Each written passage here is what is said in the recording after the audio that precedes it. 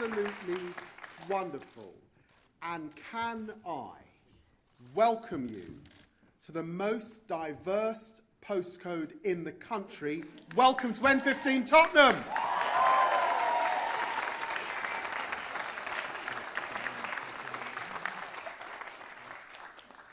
And it's hugely important to recognise that we are gathered here on this momentous day in a building that is dedicated and named after the memory of Bernie Grant, MP.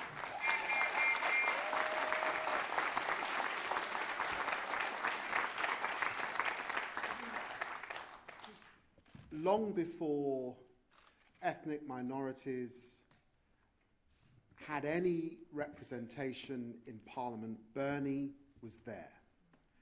I remember being hugely proud of Bernie standing up in the House of Commons and calling for an inquiry into the death of Stephen Lawrence. I remember looking at the screen when Nelson Mandela took those first steps out of prison and into freedom, and I was so proud that Bernie Grant was there with him.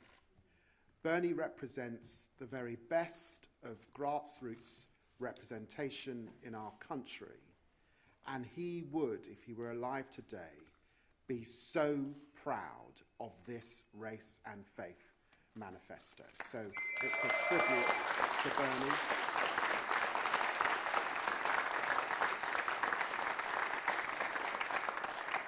And of course, the pioneer Diane Abbott that came in with Bernie.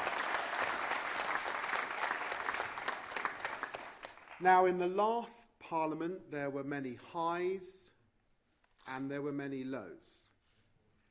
But if you want a lesson in how to ask an effective parliamentary question, then the man I'm about to introduce did it beautifully.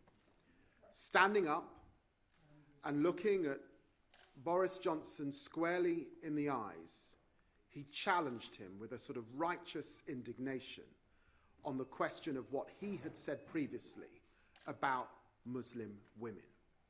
We are hugely proud to have the first turban-wearing Sikh in any parliament in Europe in our party, Tan Dahisi. Tan.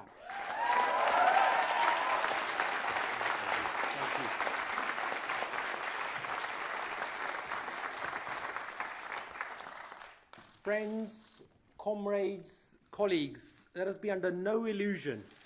This is truly a battle for the very heart and soul of our nation.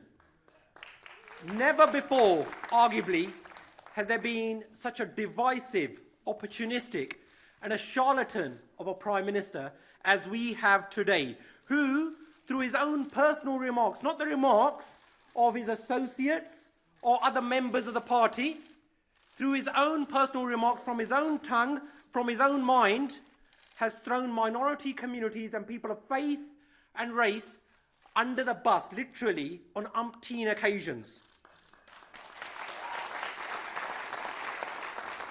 There is a long list, a litany of Alexander Boris de Pfeffel Johnson's sexist, racist, and homophobic remarks, which have helped to normalise and increase hate crime towards minority communities. And to this date, there is still no apologies. And even when the likes of me, as David rightly said, when the likes of me have challenged him in Parliament, to date, there has been no independent inquiry on Islamophobia within the Conservative Party, despite him and his Chancellor promising that on national television.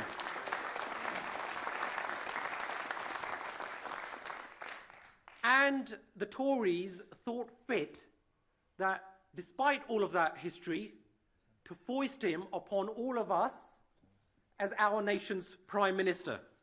But I am incredibly proud of our Labour Party's rich and diverse and proud history when it comes to fighting for minority and faith communities. In 1984, when the Sikh community was under attack, when our most sacred shrine was attacked, it was the likes of Jeremy Corbyn holding up placards and standing up for our human rights.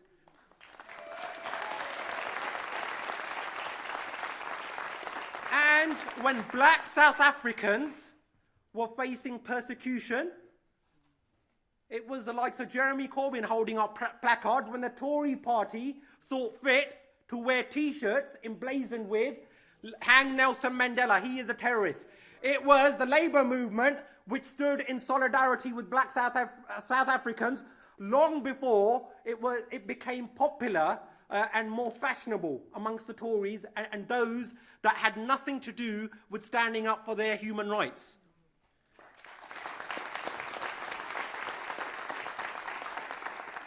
And I am very, very pleased by the wonderful Dawn Butler and the incredible Race and Faith Manifesto that her and her team have helped to establish. And within that, there is an independent inquiry, a public review, to establish the extent of the then Thatcher government's involvement within the 1984 storming of the Golden Temple. And also something which Indian communities have been asking for a long time from the Tory government, and they have not budged, and that is an official apology from the Prime Minister of our country for the Jallianwala Bagh massacre in 1919.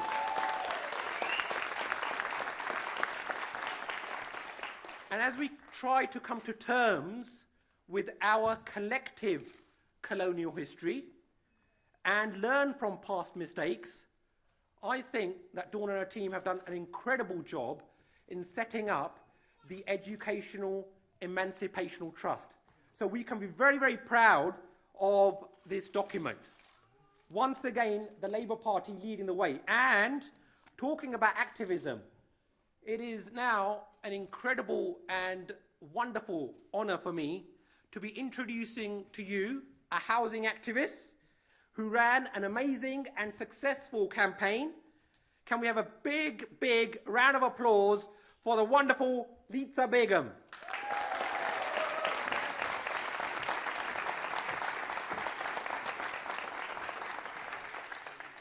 Thank you so much for that introduction, Tan. So, in March 2019, my neighbours and I were informed by Westminster City Council that our homes were to be demolished to make way for luxury apartments.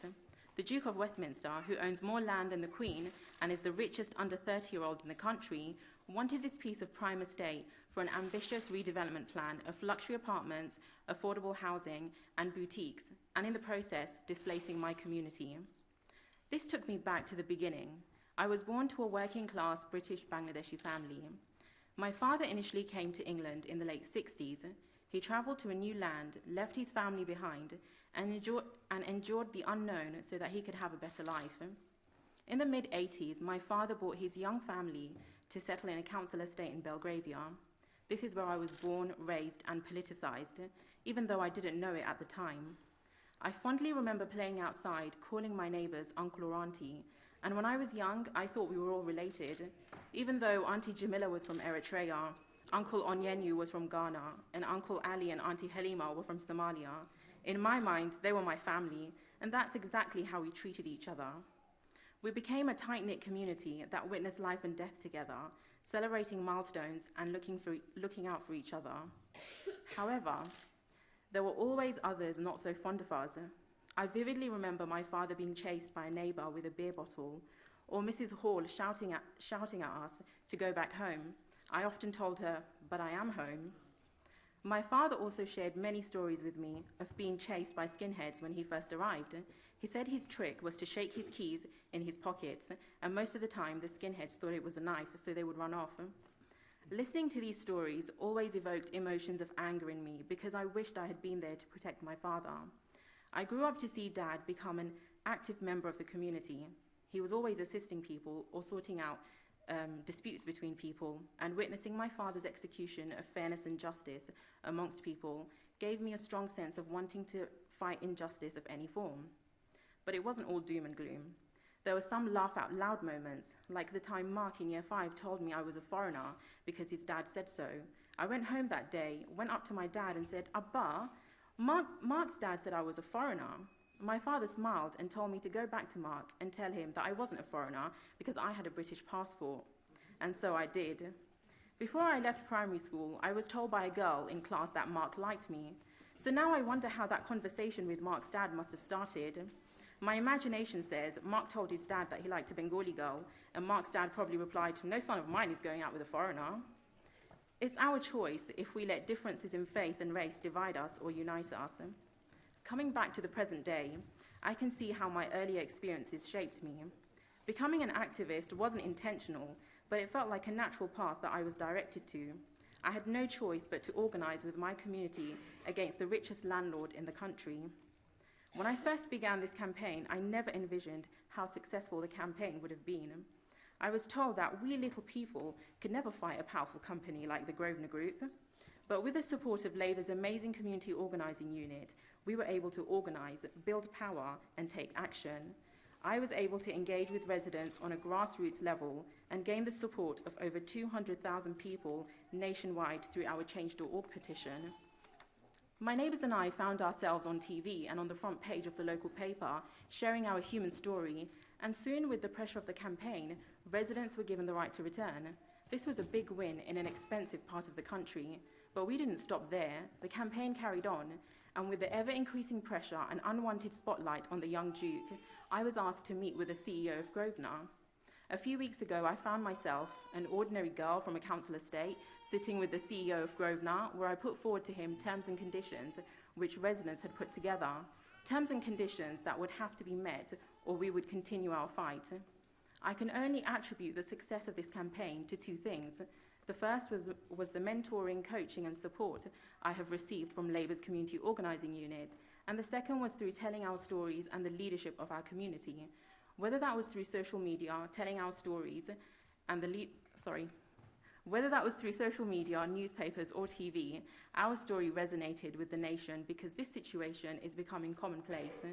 We are seeing property developers across the country building luxury apartments while existing communities are being ripped apart and moved all across the country to places where they have no family or friends and no support network. For once, even the Daily Mail gave us good coverage. Jeremy Corbyn mentioned at conference that there are leaders in every community driving change. Many of them would never dream of calling themselves leaders, but they are. He further mentioned that Labour's philosophy is to trust the people and give them the power to make change in every community and workplace. I am that leader. I am that person that the Labour Communities Organising Unit identified and supported and allowed to make change through participation. This is a party that is supporting communities without being in government. Imagine what would be possible if they were elected. We need a Labour government because it is only a Labour government that recognises the inequalities that exist in society and understands the challenges faced by minority communities. It is only a Labour government that will be dedicated to ensuring that all people from all backgrounds should have the same opportunities. And to conclude, here is where the lesson lies. I am not just fighting for my home, but for the homes of an entire community. We are people that hold common hopes. We are people from all races and faiths. We may not look the same or come from the same place, but we have so many commonalities, only if we spend time engaging and building relationships. We all want the basic human right of a secure home. We all want more opportunities at work. We all want to create a better future for ourselves and a green industrial revolution for future generations. And I truly believe it is only a Labour government that can achieve this. I'm Lisa Begum, and I won with my uncles and aunties against a billionaire. Now it's time to take number 10.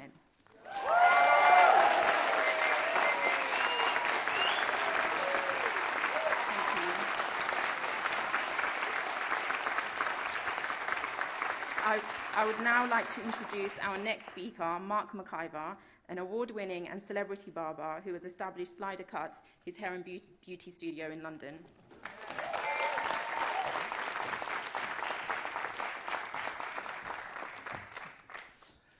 Hey guys, my name is Mark McIver. I am a barber, I am an author, I'm a mentor, and many other things.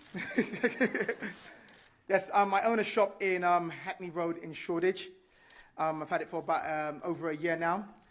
Through this shop, what I've done is I've taken the traditional black barbershop, which is kind of like, for those who might not know, is kind of like a very vital place in the black community. And I've used it to reach out to the community. So I put on schemes like a runner scheme where I hire young boys from between the ages of 13 and 16. We bring them in. They do errands for us. You know, they count money, they sweep up, they get us food. We mentor them and we help them in the road which they're going down. So when they turn 16, we might help them get into the college they want to, or the internship or the apprenticeship or whatever job it is.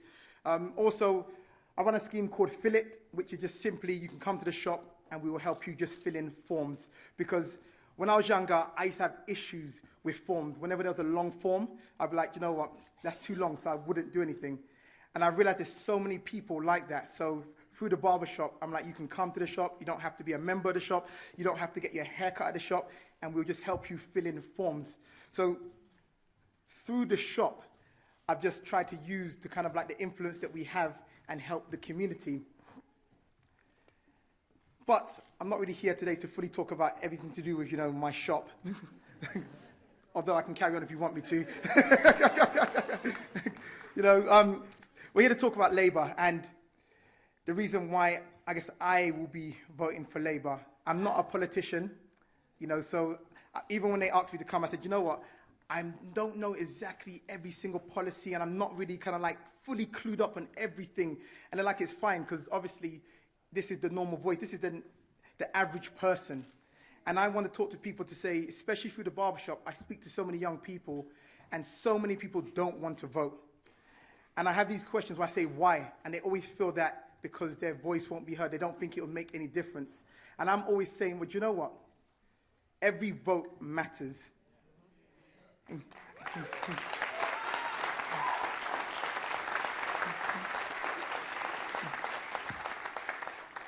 And just to explain to them that, yes, one vote by itself means nothing, but you understand when they say 1 million people voted, it was 1 million individuals that voted. So it's about me coming here to say, do you know what? Well, I've been speaking to them saying, listen, this is what you need to do. Like, if you have issues, especially in a barbershop, if you've been into a barbershop ever, you would have heard the debates, you would have heard the arguments. Everybody has an opinion. Everybody's a politician in a barbershop. Everybody's a football manager. Everybody's an expert on relationships. If you've been in a barbershop, you would know this. And I'm always saying to people, well, if you're going to complain about things, right, does it make sense that when you have the kind of like, when you have the choice to vote to make a change, you say, well, my vote doesn't matter. But in the shop, you're arguing like, you know everything. And recently, just as a plug, but it's to do with this as well, I released a book called Shaping Up Culture.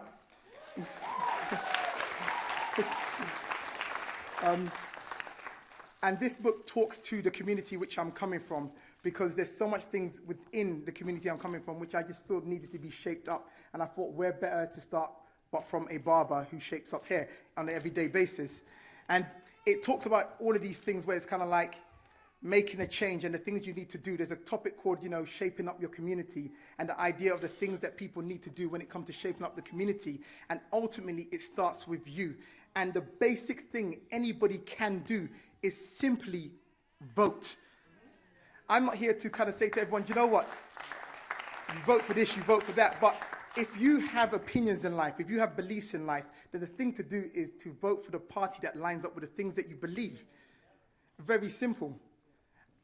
And just to round it up, as I tell people in the barbershop all the time, very simply, actually, no, before I round up, there's one thing I actually want to say, which is actually something very good that Labour is doing, is they want to start a business economic empowerment scheme, where it means that they will actually be giving funding to small businesses. So everything I'm talking about in this book, the lack of resources that, people from whether it's ethnic minorities, working class backgrounds don't have, Labour are actually saying, you know what, we recognise that, we see that, and we want to help fund those communities. And it's things like that that line up with some of my beliefs and the things that I'm really passionate about.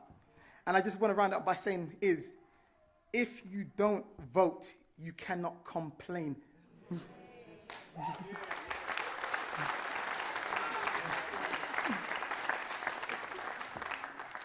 And now I'd like to introduce someone that you all already know, Diane Abbott.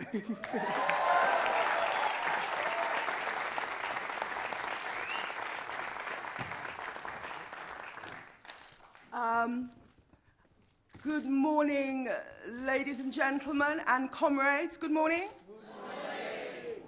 My name is Diane Abbott. I'm the prospective parliamentary candidate for Hackney North and Stoke Newington, just a bus ride away. I'm Shadow Home Secretary and have every hope of becoming Home Secretary in 3 weeks.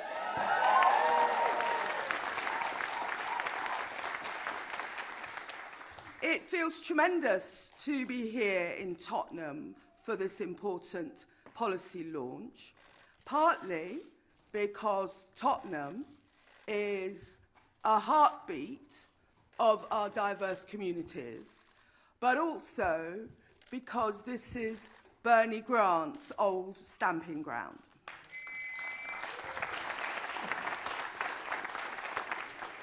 And I want to say just one thing about Bernie. Nowadays, Bernie is spoken about as if he is a saint. But you older ones will remember how Bernie was vilified in his time. And it's important to remember that just because you are vilified in the here and now doesn't mean to say you're not right.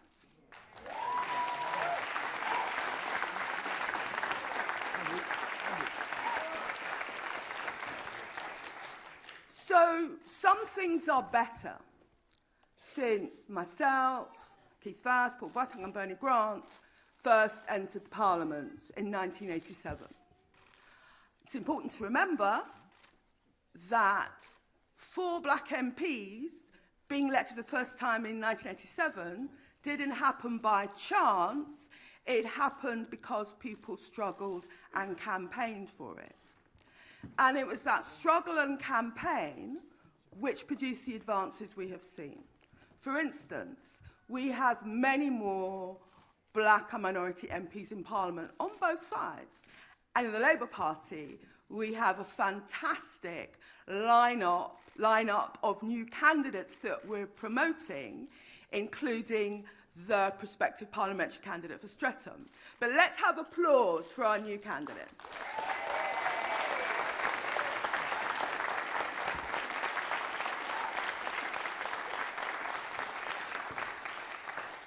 So, I mean, that is better. When I first became an MP in 1987, the security guards used to stop me and Bernie and Paul all the time because they just did not believe we were members of Parliament because they'd never seen members of Parliament that looked like us before.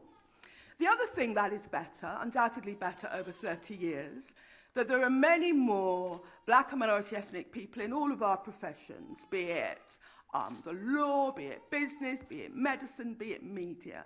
That's a consequence of people working hard and people campaigning for it, and it's a definite improvement. It's also the case, I have to tell you, that Jeremy Corbyn's shadow cabinet has more black and minority ethnic people in it than any other Labour shadow cabinet.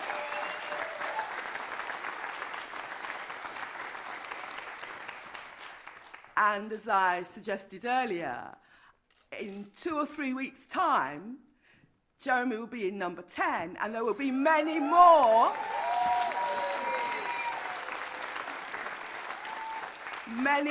black and minority ethnic ministers than ever before. So some things have got better, but some things have not advanced as we would like. One of the things I campaigned on when I was a new MP is the issue of education and what is happening to black and minority ethnic children in our education system. And it is still the case, sadly, as it was 30 years ago, that black and minority ethnic children are more likely to be excluded and they're more likely to underperform. So one of the things in this new manifesto about looking at how we recruit more black and minority ethnic teachers is a vital policy proposal.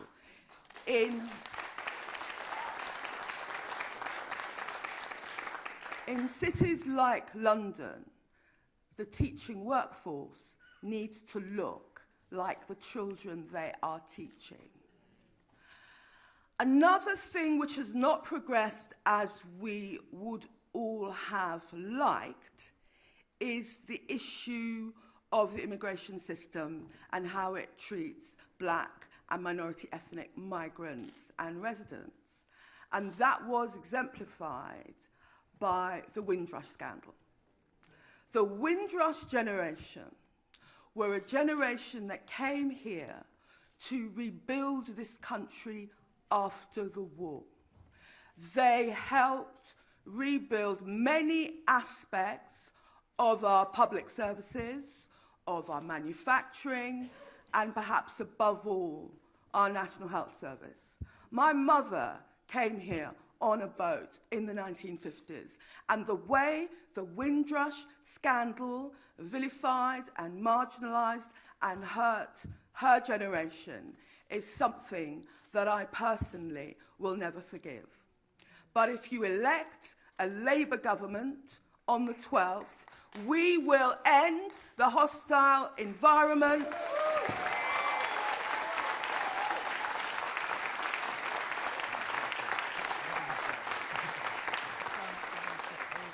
And we will ensure justice for the Windrush generation.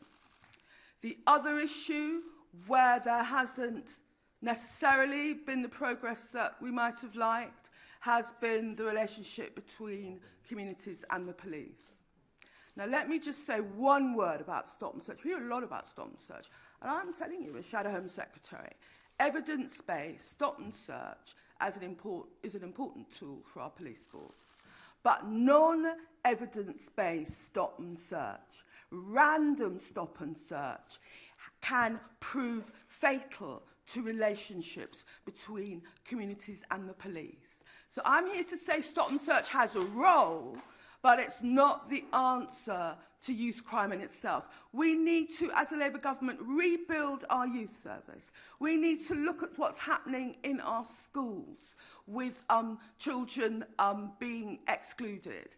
And we need to have a police force and more police officers, more community police officers that can build relationships with our community. Stop and search on its own is not the easy answer. So here we are, launching this amazing Race and Faith Manifesto. I might point out the Tories and Lib Dems are doing nothing like this. And it's just one reason why on December the 12th, you, your friends, your families, the man and woman you meet on the street need to go out, vote Labour and secure a victory for Jeremy Corbyn's Labour Party. If you are in social housing, if you are LGBT+, if you are straight, if you are a traveller, if you struggle to pay the rent, if you are a hijab, turban, cross, if you are black, white, Asian, if you are disabled, if you are old, if you are young, if you don't have a trust fund, if you didn't go to Oxbridge, if you are working class, if you are under 18, if you are aspirational, if you work, if you are a carer, if you feel you won't live beyond 25, if you have ever ticked the other box, you have a future and you are worthy. Worthy of equality, worthy of dignity and worthy of respect. And the Labour government will value you. Just be your authentic self.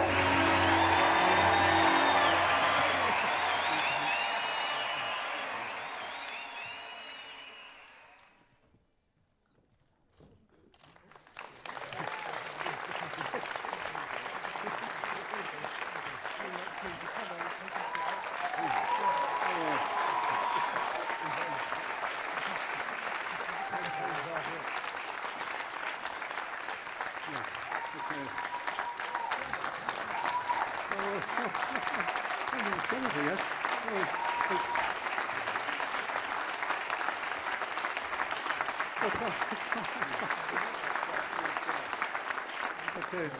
Well, I don't know how to deal with that. Look, thank you very much indeed for inviting me to be here. I'm delighted to help launch the Labour's Race Faith Manifesto. And that's going to show how the Labour Party will make our country a safer and more hospitable environment for all our ethnic minority and faith communities. That's bottom line, that's important. I think the morning could not go by without my just making a comment about the Chief Rabbi. I am bitterly disappointed what he said. I don't accept a lot of what he said. And insofar as the Labour Party is at fault, it's that we should have acted a bit quicker. That's the only thing. I'm sorry to be critical of you guys, but if we'd acted a bit quicker, what we're doing now is the right thing. And I think for today of all days, for the Chief Rabbi to be attacking the Labour Party in this particular way and attacking our leader is unjustified and unfair, and I am bitterly, bitterly disappointed that he's done that.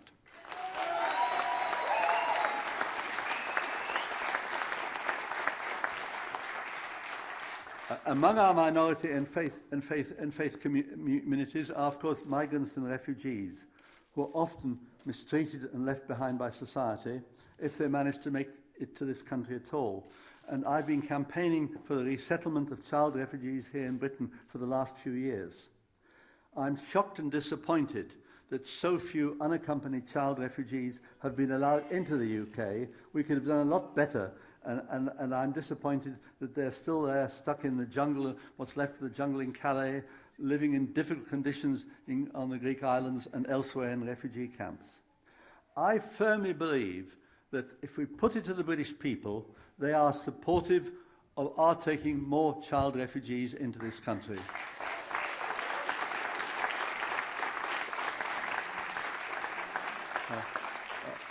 Public opinion is on our side. We've got to explain the arguments, and public opinion will be with us. And that's what I hope the next Labour government will demonstrate in action when, well, in a few weeks' time, 3 weeks' time.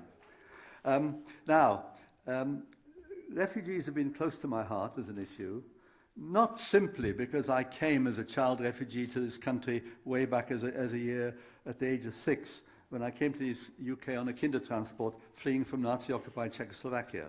Not for that reason. The argument for child refugees should not depend upon the personal experience of the individual putting the argument. Nevertheless, I put it.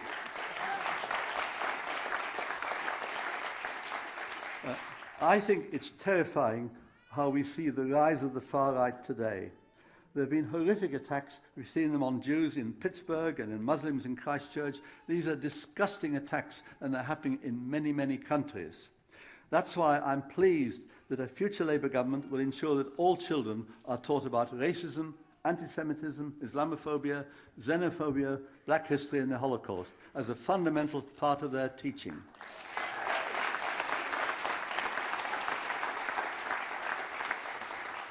Can I just tell you a little story? About a year ago, I was invited to speak about child refugees to a maintained school in Tower Hamlets. It was all boys, and I think they were pretty well all Muslim boys.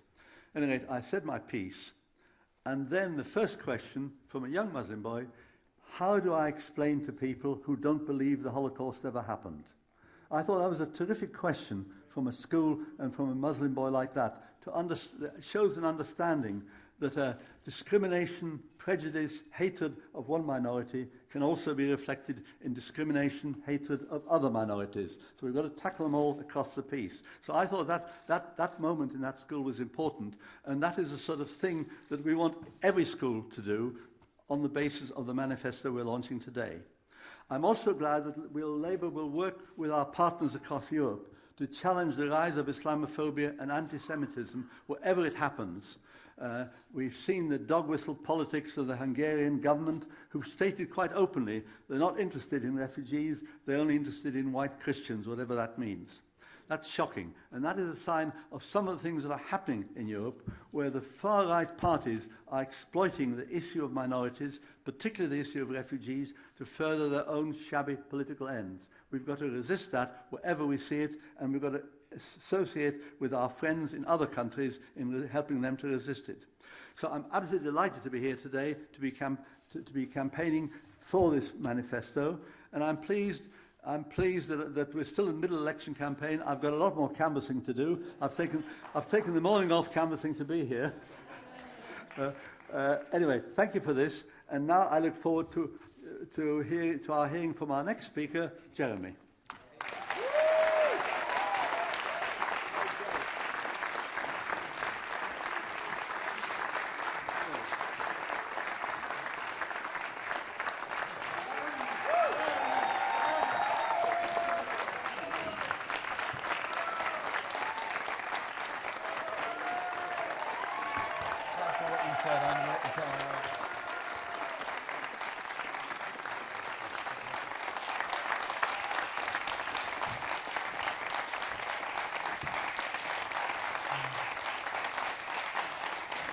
Thank you.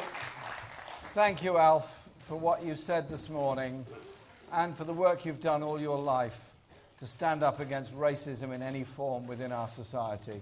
I first met you in 1983 when I became an MP, and you were brilliant as an anti-racist spokesperson from the Labour front bench, and you've been so ever since. Alf, thank you very much for everything that you've done.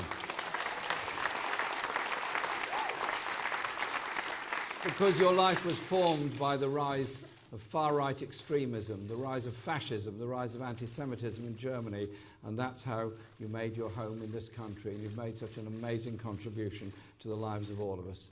Alf is an example to so many. It's really fantastic for me to be here in the Bernie Grant Centre, because I knew Bernie very, very well. He was a very close friend of mine, and his passing was obviously of enormous sadness. And many of us were very determined that we should get a centre named in his honour, and this is what the Bernie Grant Centre is. And I thank all those that have put so much work into it. Bernie was a representative of Tottenham, but was also a representative of the wider community in Britain, the black community in Britain, but also a representative of the interests of many of the poorest countries around the world and their relationship with Britain. And his understanding of colonial history in the past was something that he taught an awful lot of people about before his untimely death. And it's appropriate that the Bernie Grant Centre should be here in Tottenham, of course, but this postcode, N15, where we are now, is the most diverse postcode anywhere in Britain. There are at least 150 different languages spoken in this postcode alone. And I think it's so appropriate that we should be able to launch our Race and Faith Manifesto here today, and I'm very proud to do that. This document has been one that's been produced by us, by the Labour Party. Sadly, the whole of the Tory Party manifesto doesn't mention any of the issues that are included in this, not one mention whatsoever. And I thank all the people that contributed to our Race and Faith Manifesto. 1,700 people sent carefully thought out, good views to be a part of our manifesto, and I'm grateful to them for all of that. I also thank the choir for singing this morning, to David Lammy, who's gone off to Wales to do some campaigning, for the work that he does as the MP here, Tandis I, Lisa Bacon, and many, many others. But in particular, Dawn Butler, Diane Abbott, and Stephen Timms for the work that they do to be inclusive of race and faith issues in the party, and Vichi Onwurah for the work that she does, particularly in the economy and ensuring that our economic strategies are fair, just and good for all communities in this country. Also, I'd like to say a big thank you to our international policy advisor, Jennifer Larby, for being the pen holder in writing this document.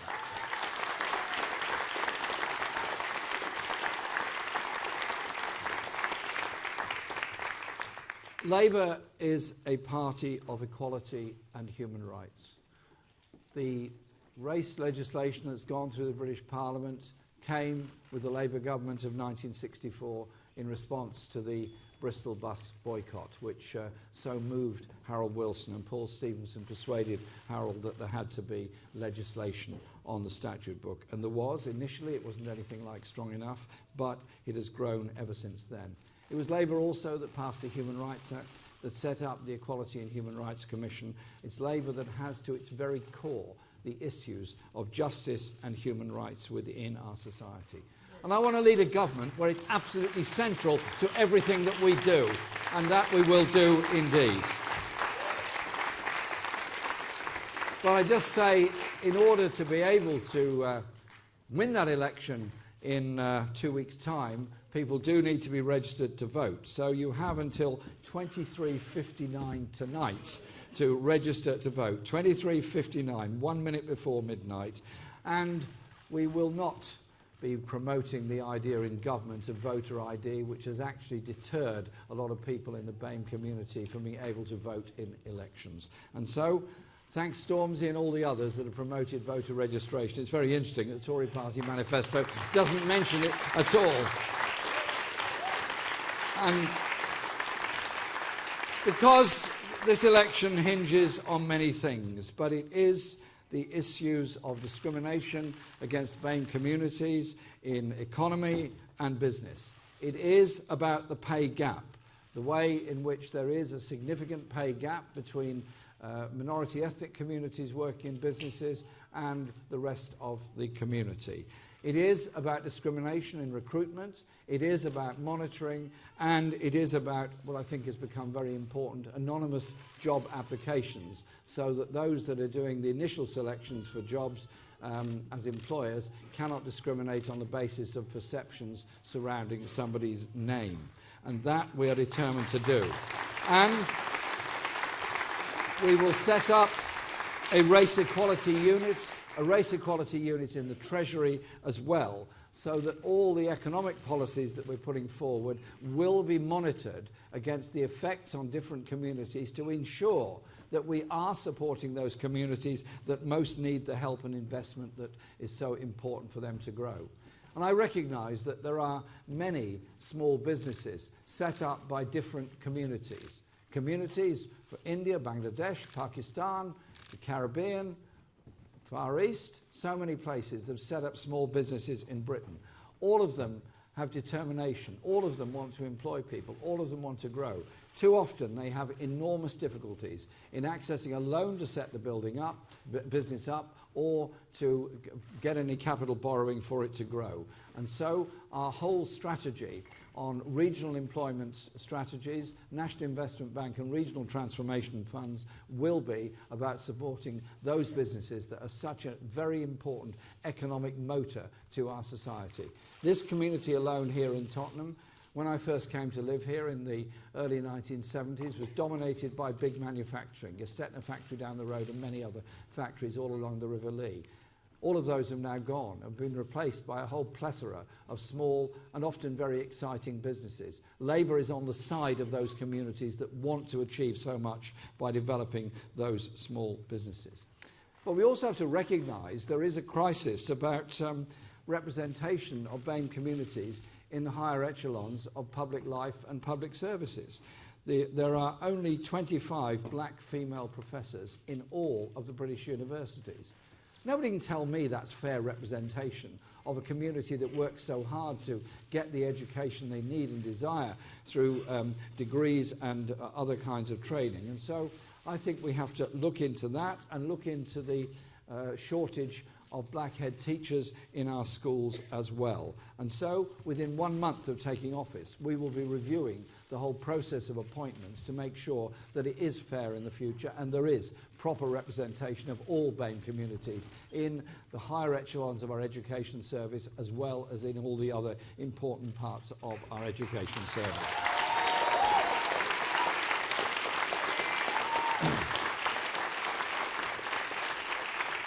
I think the teaching and understanding of history is probably the most important thing many of our children learn in school. The way in which they understand the history of our own country, the whole story of Britain, how it came to be what it is today. But they also need to understand the story of the rest of the world and the interaction between Europe, Africa, Latin America, Asia. They need to have that understanding of history. Dawn and I have discussed this quite a lot. And what we decided was that we would promote, and she's done great work on this, and I'll speak about it later, the Emancipation Education Trust, which will be a vehicle for ensuring that the history of the slave trade, the history of the Middle Passage, the history of the unbelievable levels of brutality and death of millions of black people who were forced into slavery in the United States and the Caribbean. That story needs to be told not just during Black History Month, but be central and part and parcel of the history all of our children learn in all of our schools all the year round. And I'm determined that we shall achieve that.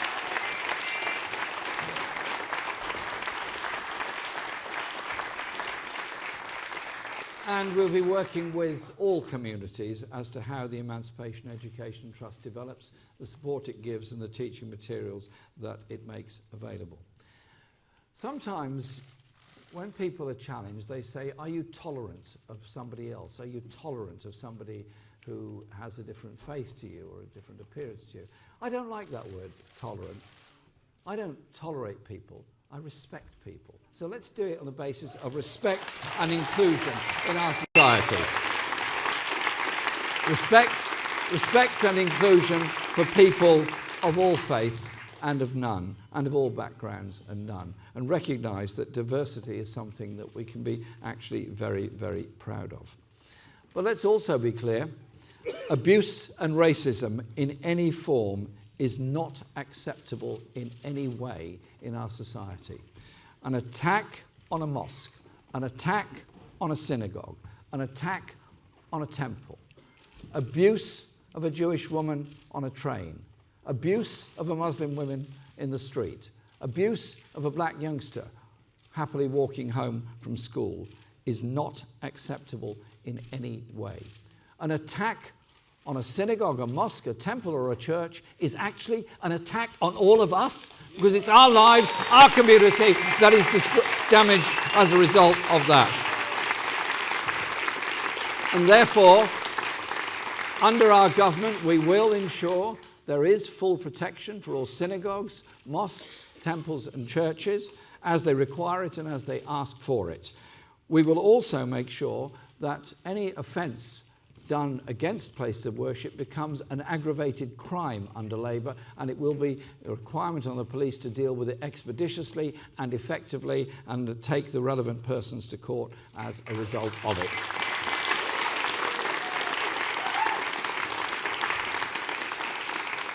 I have to say, just want to make this very clear, anti-Semitism in any form is vile and wrong. It is an evil within our society. It's an evil that grew in Europe in the 1920s and onwards and ultimately led to the Holocaust. There is no place whatsoever for anti-Semitism in any shape or form or in any place whatsoever in modern Britain, and under a Labour government it will not be tolerated in any form whatsoever. I want to make that clear.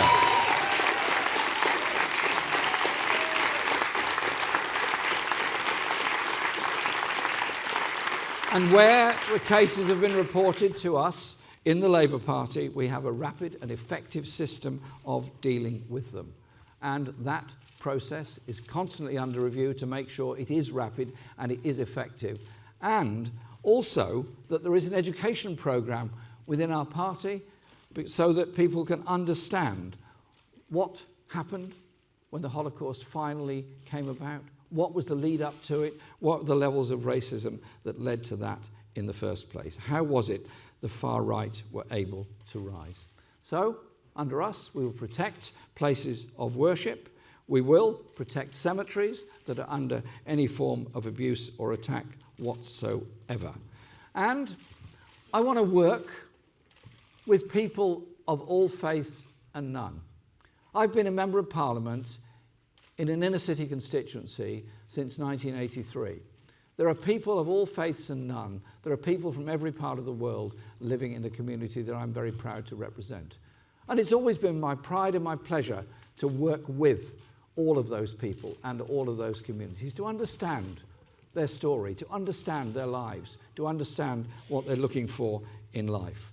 And so, in government, our door will be open to all faith leaders to come and talk to us and make representations on behalf of their communities. So, to those from the Muslim Council of Britain, the Muslim Association of Britain will be very welcome. The Chief Rabbi and all other representatives of the Jewish community will be very welcome.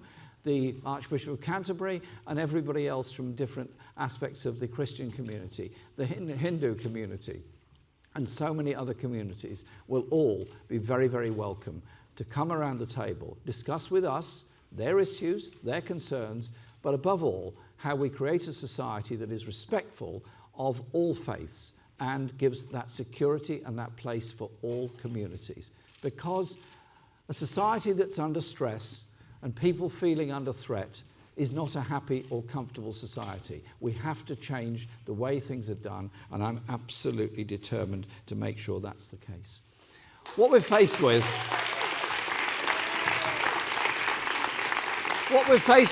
at the moment in this country and across Europe and in the United States is a rise of the intolerant far right, the far right that can only ever seek to give out a message of division and hatred. They walk in the footsteps of the Nazis of the 1920s with their hatred, blaming economic problems on refugees, on migrants, blaming it on people that have suffered the most and often lead the poorest lives in our society. And they seek to divide, and then when they're finished with one scapegoat, be it refugees, they move on to migrant workers, they move on to European workers, they move on to somebody else. And they keep doing it. When you created all that hate and all that division and all that nastiness in society, have you built a school? Have you built a hospital? Have you trained a doctor?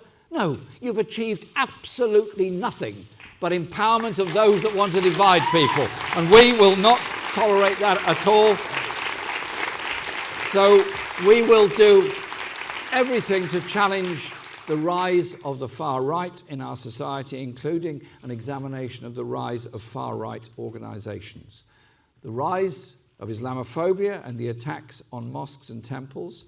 And I just say this to those who sat around tables in government and deliberately created the hostile environment which brought about the scandal and the injustice of the Windrush for the Windrush generation. I simply say to this, shame on you. Those people that came to this country in the 1940s, 50s and 60s, as well as many who came in many decades and centuries before, have made this country what it is. They've given us the living standard we've got. They've given us the health service, the education service, and the science that we've got. And the hurt of those people that were told after a lifetime of work here, they suddenly didn't belong and they had to go back. They deserve, obviously, a total apology. They deserve also the compensation. But they also deserve to know that in future this country will never treat people like that, will never turn its back on those that have given us so much in their lives. I'm with the Windrush generation and all that they've done for all of us.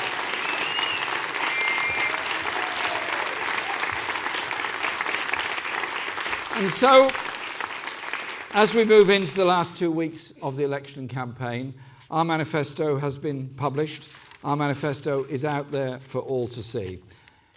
It's a manifesto that's been written by the energy, enthusiasm and knowledge of thousands of people all over the country. Members of the Labour Party, active people in trade unions, universities, colleges, and people who are also the experts. The care workers, the doctors, the teachers, those that clean our streets, those that work in recycling, those that work in factories. They've all contributed to this manifesto. And running through this manifesto is a golden thread. The golden thread of a society that cares for all. The golden thread of a society that respects all. The golden thread of a society that is proud to work together to end poverty and injustice and inequality brought about by austerity, a deliberate political act in 2010, and to give real hope to all communities and build a society that's fit for the next generation to grow up in. I'm very proud of the work that we've done in the party, very proud of the manifesto we've put forward, and very proud to lead a party of diversity, a party of members from all communities and all faiths and no faiths in this country. And I'm very proud to speak on the world stage on behalf of a country that is proud of its diversity, because that is what makes us strong. That is what helps our children to grow up with a better understanding of what they can achieve and how we can change this world for the better.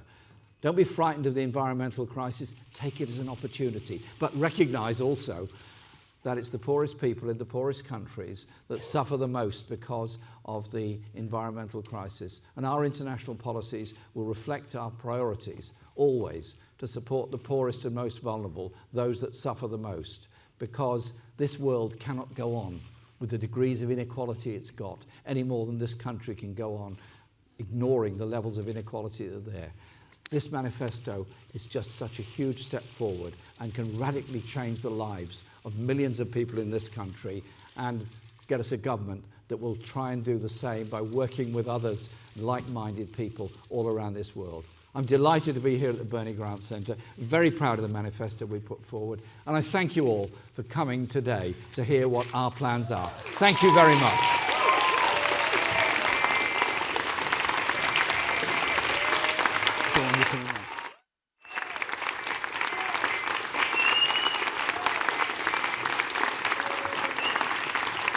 Thank you very much for that. Actually, I'm just a warm-up act for Dawn Butler. Because Dawn Butler is going to come on now, who is our Shadow Minister for Women and Equalities and has done a fantastic job in our Shadow Cabinet. And our Shadow Cabinet, I'm proud to say, is diverse, is representative of society as a whole, and Dawn plays an incredible part in that. Dawn, over to you.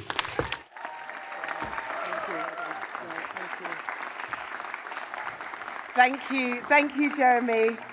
And thank you all so much. And thank you to the Bernie Grant Centre for hosting us today. Thank you to Sharon for coming to get me this morning. And thank you all. The choir, amazing. And weren't they great? And their first song, Tracy Chapman, talking about a revolution. And finally, the tables are starting to turn. We're talking about a revolution. There is more that unites us than divides us. Some people in our country are trying to divide us with their lies, fake news, and rhetoric. It suits them to do this. By sowing division, they think they can win this election. It is to some an easy strategy. It is the hate strategy. Donald Trump used it, and that got him in the White House. But it's a dangerous strategy because the scars left in our community will take a long time to heal if we allow it to happen. So we must stop it.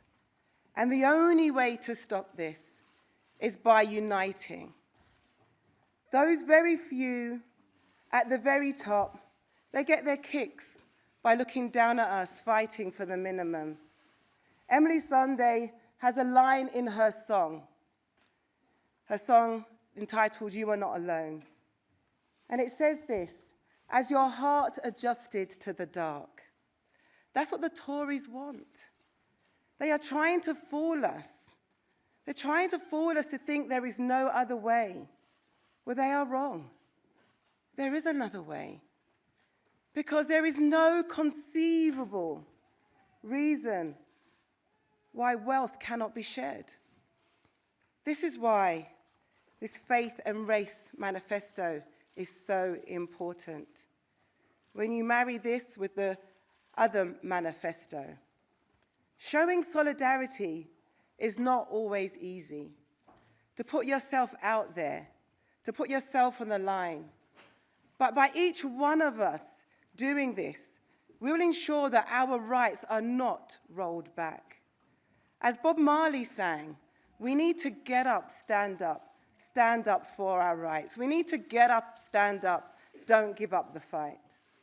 There is a video that's gone viral. There's a man, and he's being harassed.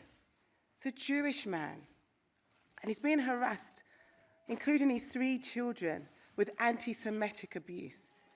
It's disgusting.